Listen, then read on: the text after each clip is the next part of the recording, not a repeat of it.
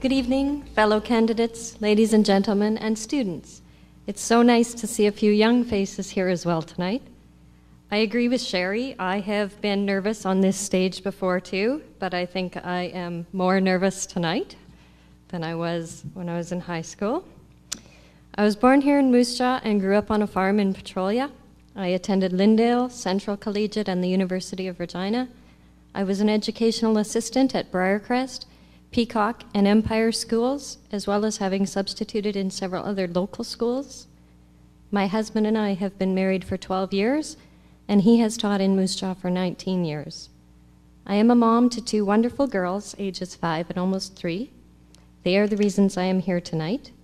I feel passionately about education. I believe education gives children choices and opportunity. And now that my children are entering the school system, I would very much like to participate in their education. I also want to teach my girls about service, the way my family taught me. As a stay-at-home mom, we have been down to one income for over 5 years now.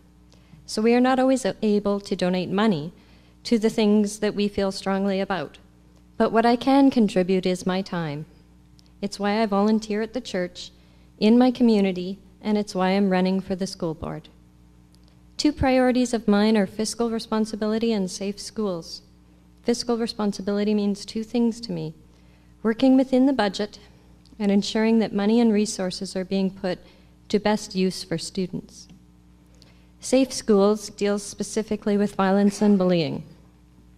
I know that the school division has worked very hard to put policies in place to deal with these issues, but I feel more work is needed. I believe that students must take responsibility for their own learning. I also believe that a student who does not want to learn should not be allowed to disrupt students that do. Zero tolerance is not enforceable. All children are entitled by law to a publicly funded education, as well they should be. What they are not entitled to is access to other students.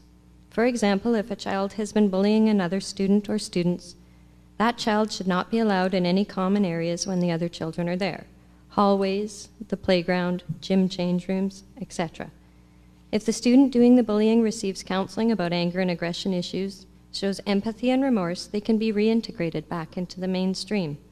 If a student is violent with a staff member, alternative education opportunities such as correspondence or online learning could be considered. Again, if a student works on their issues, they should absolutely be allowed to return to the traditional school setting. I would never advocate giving up on a child. Schools have done an excellent job of creating empathy for children with disabilities. I have seen some of the sweetest, most genuine acts of kindness from children towards children with special needs. I have also seen children hurt their friends, either physically or worse sometimes emotionally, with cruel words or teasing. The task now seems to be in teaching empathy for each other. These are just a few suggestions for what I know is a complex issue, and I look forward to the opportunity to try to make schools a safe and welcoming place for learning. Thank you. My third main priority is pride. Pride in the division for the staff, the students, and the parents.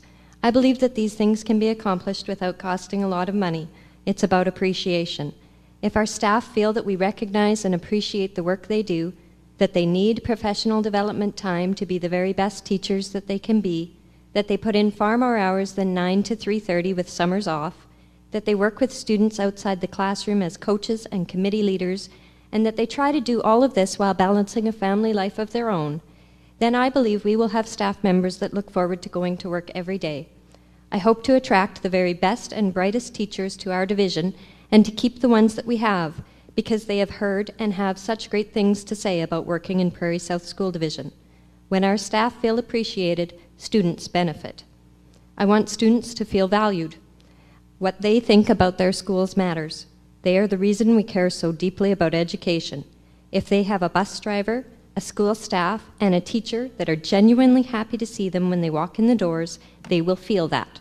We need to support them, encourage them, and guide them with a sincerity that they will also feel. They too then will feel pride in their division. Parents should feel heard. They are the most important person in our students' lives and need to be kept very well informed of how children are spending their day. Our children are everything to us, and when we know that they are in competent, caring hands that see parents as allies and advisors, then we too can feel pride knowing our children are receiving the very best education. While I don't have any experience on a school board, especially one of this size and scope, I feel quite knowledgeable about the division. As a former student, former employee, and now a parent, I believe I offer a unique perspective. I feel serving on the school board is the perfect way to combine my passion for learning and my love of children with my desire to give back to the community. Thank you to the Prairie South Teachers Association for hosting this opportunity for all of us, and to everyone who came out tonight to support our children and students.